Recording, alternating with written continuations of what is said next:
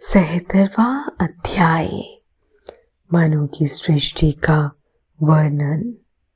वायुदेव बोले, ऋषिगण, भगवान महेश्वर की कृपा से ब्रह्मा जी ने आधे शरीर से शत्रुप नामक नारी उत्पन्न की और आधे से भुव मनु को पैदा किया।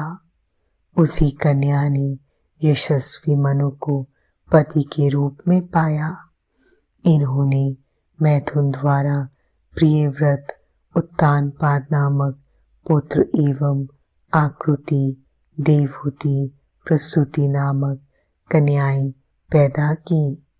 आकृति और रुचि के दक्षिण और यज्ञ पुरुष नामक 2 पुत्र पैदा हुए और प्रसूति व दक्ष की 24 कन्याएं हुई, जिनमें 13 कन्याओं का विवाह धर्म के साथ हुआ तथा अन्य का विवाह दशा, भृगु, मरीचि, अंगिरा, पुलहा, कृतु, पुलस्त्य, अत्रि, वशिष्ठ एवं अग्नि के साथ हुआ। ऊर्जा 3 पितरों को समर्पित हुई। धर्म को 13 पुत्रों की प्राप्ति हुई।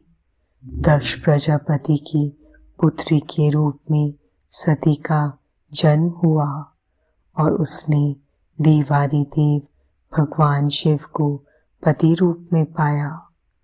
अपने पिता के यज्ञ में पति का निरादर देखकर उसने योग अग्नि में अपने को भस्म कर लिया। फिर पुनः हिमालय की पुत्री के रूप में जन्म लेकर शिव जी को प्राप्त किया। भृगु ऋषि के 2 पुत्र हुए व उन दोनों के हजारों पुत्र हुए। ये सभी भार्गव वंशी कहलाए। ऋषि मरीचि को पौर्णमास नामक पुत्र की प्राप्ति हुई और इनका बहुत बड़ा वंश हुआ। इसी वंश में कश्यप ऋषि पैदा हुए। अंगिरा ऋषि के 2 पुत्र व 4 पुत्रियां हुईं और उनकी बहुत सी संतानें हुईं। पुलस्त्य के अग्निपुत्र पैदा हुए और इसी वंश की संतानें पौलस्त्य कहलाईं। इसी प्रकार का धर्म वालखिल्य, अत्रि एवं मुनि वशिष्ठ के सैकड़ों अरब संख्या में संतानें हुईं। ब्रह्मा जी के मानस पुत्र रुद्र के पुत्र अग्नि को पावन, पवमान, शुचि पुत्र हुए और इनसे 49 पुत्र हुए। ये नित्य, नैमित्तिक एवं काम्य होने के कारण रुद्रप्रायण है।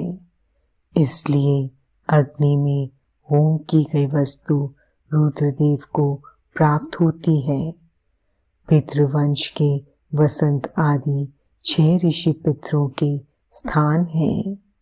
अग्निस्वंत, अजयवान और यजवान बहिष्यत है। सवधा से मैना नामक पुत्री हुई, जिसका विवाह गिरिराज हिमालय से हुआ।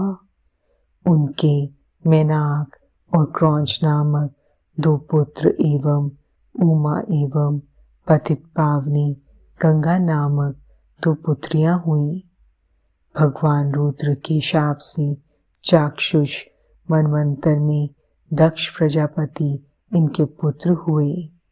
इस प्रकार मैंने धर्म आदि के वंश का वर्णन आपसे संक्षेप में किया।